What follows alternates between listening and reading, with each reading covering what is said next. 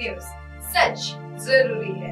नमस्कार दर्शकों, आप देख रहे हैं MNS न्यूज टीवी और मैं हूं आपके साथ श्रद्धा तिवारी। तो आइए देखते हैं आज की खास खबर। चलते हैं आज की हेडलाइंस की ओर।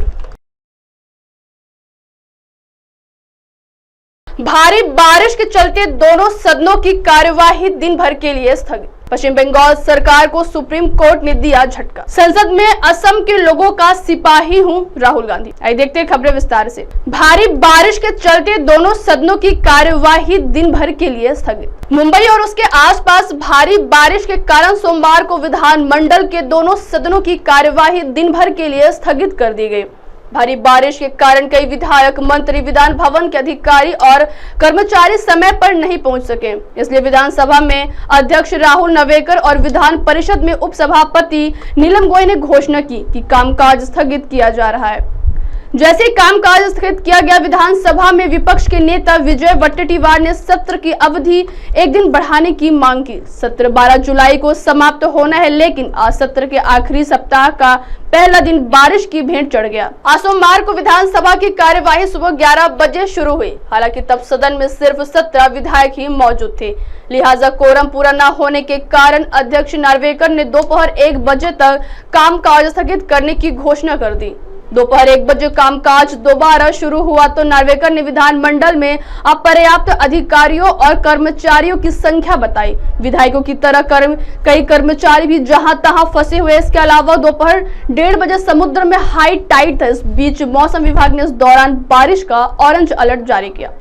स्थिति को देखते हुए नार्वेकर ने कहा कि विधानमंडल के कर्मचारियों और अधिकारियों सहित साथ सुरक्षा कर्मियों को समय पर सुरक्षित घर पहुंचना चाहिए, इसलिए आज काम स्थगित करना जरूरी है। उप मुख्यमंत्री देवेंद्र फडणवीस ने सदन को दोपहर तक बारिश होने की जानकारी दी। आइए बढ़ते अगली खबर की ओर। पश्चिम बंगाल सरकार को सुप्रीम कोर्ट ने दिया झटका।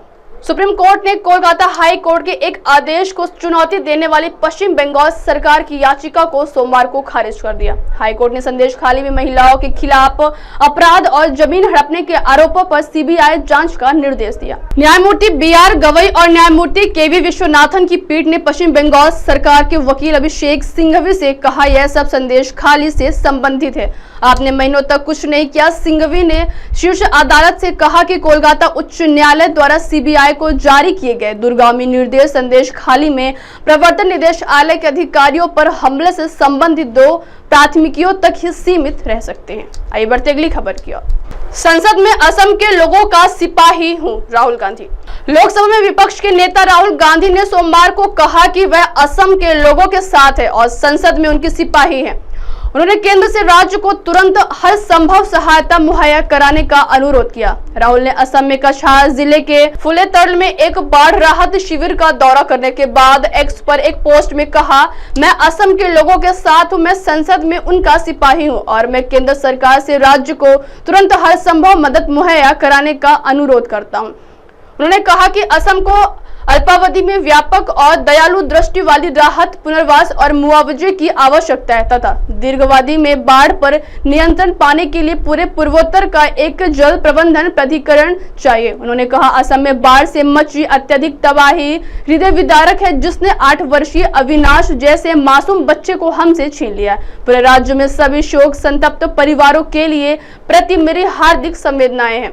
अविनाश और उसके पिता गुवाहाटी शहर में एक स्कूटर पर जाते समय एक खुले नाले में गिर गए थे। इस हादसे में उसके पिता तो बच गए, लेकिन बच्चे का शव 3 दिन बाद रविवार को 4 किलोमीटर दूर नाले से बरामद किया। अब आप हमारे न्यूज चैनल को आपके मोबाइल पर भी देख सकते हैं। मोबाइल पर देखने के लिए प्ले स्टोर से MNS news TV app download करें। इंस्टा, हाई, ट्विटर जैसे कई सोशल मीडिया प्लेटफॉर्म पर हमारा चैनल उपलब्ध है। आप इस यूट्यूब पर भी देख सकते हैं, आप इसे लाइव भी देख सकते हैं www.mnsnewstv.com पर। अब वक्त तो चला दर्शकों ब्रेक से लौटने के बाद देखिएगा देश और दुनिया की तमाम बड़ी खबरें। बने रहिए MNS न्यूज टीवी पर। नमस्कार।